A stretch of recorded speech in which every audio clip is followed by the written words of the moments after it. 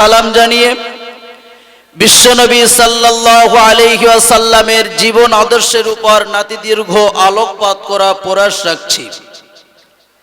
সম্মানীয় বন্ধুগণ, আজ থেকে বিগত ১৫০০ বছর পূর্বে সমগ্র বিশ্বে যখন অশান্তির আগুন দাউ দাউ করে জ্বলে উঠেছিল, সমগ্র বিশ্বে যখন অন্যায়, অত্যাচার, অবিচার, ব্যভিচার, সুদ, ঘুষ, মদ, জুয়া, হত্যা প্রভৃতি সামাজিক অবক্ষয়ের ব্যাপকতা পেয়েছিল, বিশেষ করে যখন আরবের রাজনৈতিক, অর্থনৈতিক, সামাজিক, সাংস্কৃতিক, নৈতিক ও ধর্মীয় অবস্থা অধঃপতনের চরম সীমায় নেমে গিয়েছিল, এমন এক যুগ সন্ধিক্ষণের 570 খ্রিস্টাব্দের 29 আগস্ট মোতাবেক 12 রবিউল আউয়াল সুবহে সাদিকের সময় তথা প্রত্যুষে আরবের মক্কা নগরীতে সম্ভ্রান্ত কুরাইশ বংশে মাতা আমিনার গর্ভে শুভাগমন করেন নবীগণের সর্দার বিশ্বনবী হযরত মুহাম্মদ মুস্তাফা সাল্লাল্লাহু আলাইহি ওয়াসাল্লাম, যিনি ছিলেন চন্দ্রের চেয়ে সুন্দর, পুষ্পের চেয়ে মনোহর, ঝর্ণার চেয়ে নির্মল, যার পদচারণায় এ গোটা পৃথিবী ধন্য হয়েছে। আল্লাহর প্রতি অগাধ বিশ্বাস ও ভালোবাসা, অন্তরের পবিত্রতা, আত্মার মহত্ব, ধৈর্য, ক্ষমা, সততা, নম্রতা, ভদ্রতা, বদান্যতা, মিতাচার, আমানতদারি, সুরুচিপূর্ণ মনোভাব, ন্যায়পরায়ণতা, উদারতা ও কঠোর কর্তব্য নিষ্ঠা ছিল যার চরিত্রের ভূষণ। যিনি ছিলেন সফল ব্যবসায়ী, দূরদর্শী, সংস্কারক, ন্যায় বিচারক, মহৎ রাজনীতিবিদ, চিন্তাবিদ এবং সফল রাষ্ট্রনায়ক ও সেনানায়ক। তিনি হলেন সর্বকালের, সর্বযুগের সর্বশ্রেষ্ঠ মহামানব বিশ্বনবী হযরত মুহাম্মদ মুস্তাফা সাল্লাল্লাহু আলাইহি ওয়াসাল্লাম। কারণ তার মাঝে আছে সর্বশ্রেণীর মানুষের জন্য উত্তম আদর্শ।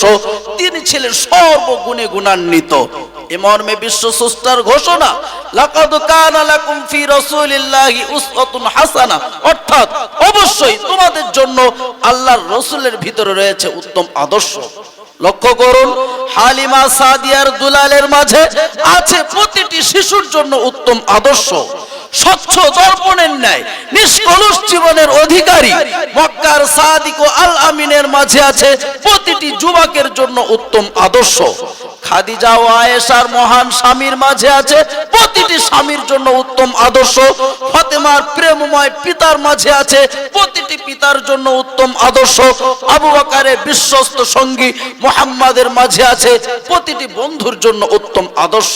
মোট কথা, প্রিয় নবী সাল্লাল্লাহু আলাইহি ওয়াসাল্লাম মাত্র 63 বছর জীবন আদর্শে যে অনুপম, অপূর্ব, মনোরম আদর্শের থিওরি গোটা বিশ্বকে উপহার দিলেন, তা হিন্দু, মুসলিম, ইহুদি, খ্রিস্টান, শিখ, পারসি, শিশু, যুবক, রাখাল, কৃষক, শত্রু, মিত্র, ধনী, গরিব, জ্ঞানী, মূর্খ, মোট কথা সর্বকালের, সর্বযুগের সব শ্রেণীর জন্য প্রযোজ্য।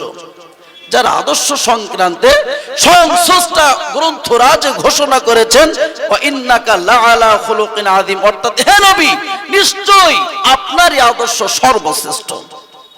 যার নিদর্শন পরিস্ফুটিত হয় শৈশবকালে দুধ মাতার দুধ পান কালে। কারণ কবু ডান স্তন ব্যতীত রক্তে রাঙা কোমলস্থ স্পষ্ট করেনি বাম স্তনে আপন দুধ ভাইয়ের প্রাপ্য অংশে। কবু অশ্লীল, অসন্তুষ্ট বাক্য প্রয়োগ করেনি আপন সোনার জবান হতে। অবৈধ কর্মে পদক্ষেপ নেয়নি কঠিন কালেও। কারণ সততা ছিল তার পেশা, আমানতদারি ছিল তার নেশা, দান ছিল তার অভ্যস্ততা। গরিবের ছিলেন দাতা, ধনীর ছিলেন মাতা, এতিমের ছিলেন পিতা, সুখীর ছিলেন আশা, অসহায়ের ছিলেন ভরসা। সম্মানীয় বন্ধুগণ, শুধু তাই নয়, প্রিয় নবী সাল্লাল্লাহু আলাইহি ওয়াসাল্লাম পারিবারিক ও সাংসারিক দিক দিয়ে ছিলেন মহান। যা বর্ণনা প্রসঙ্গে হযরত আনাস রাদিয়াল্লাহু তাআলা আনহু থেকে হাদিস বর্ণিত, তিনি বলছেন, খাদামতু রাসূলুল্লাহি সাল্লাল্লাহু আলাইহি ওয়াসাল্লাম 10 সিনিন আমি আনাস 10 বছর যাবত হুজুর সাল্লাল্লাহু আলাইহি ওয়াসাল্লামের খিদমত করেছি।